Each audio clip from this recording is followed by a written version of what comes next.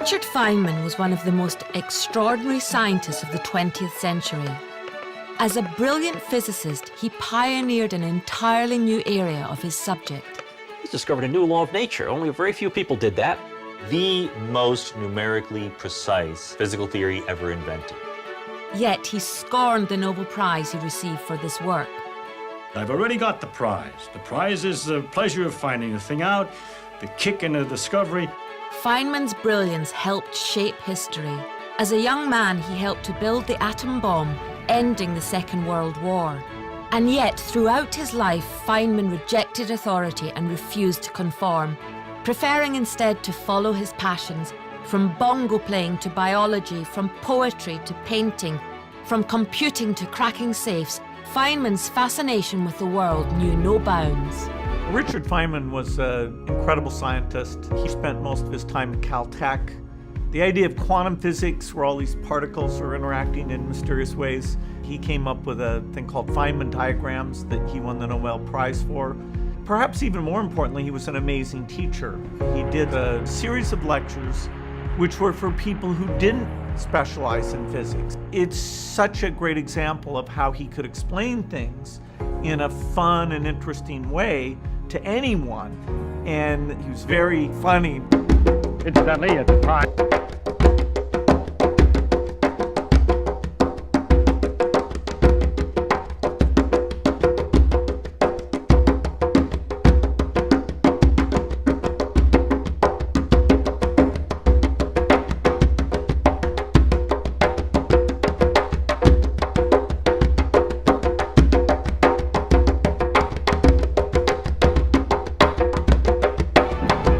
And in his dying days as a maverick investigator on the Challenger shuttle disaster, he confronted the Washington establishment to reveal the truth about what went wrong.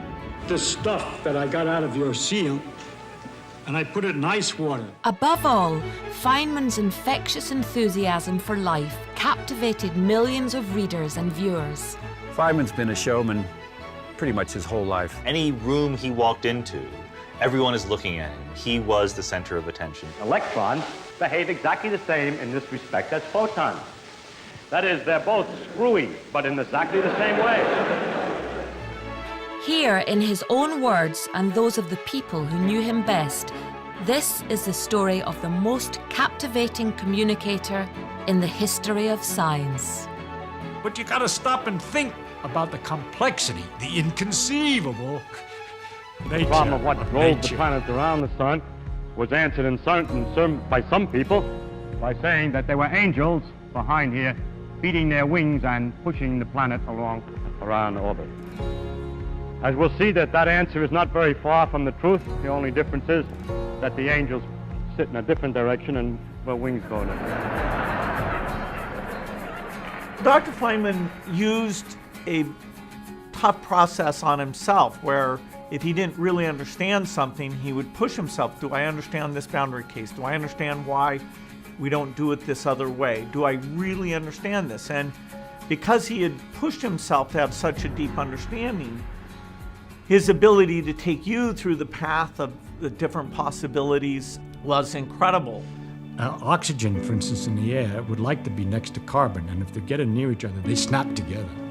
If you can get it faster, by heating it up somehow, some way, they come close enough to the carbon and snap in.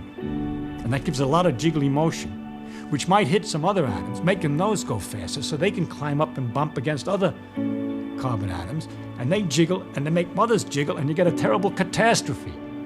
That catastrophe is a fire.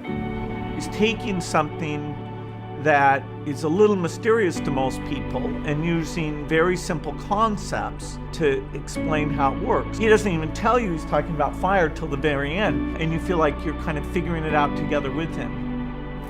Feynman made science so fascinating. He reminded us how much fun it is, and everybody can have a pretty full understanding. So he's such a joyful example of how we'd all like to learn and think about. And you bring his voice right back, The whole universe is in a glass of wine.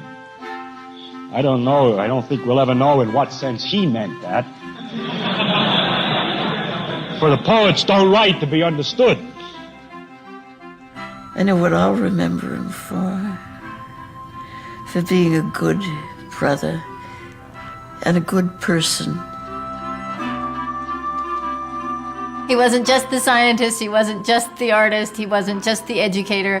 He was physics with a human face. You know, he showed that in order to be a top-ranked physicist, you can still be a human being. So I think that's a very important legacy to people who want to do science. You know, it's a human endeavour, and he showed that.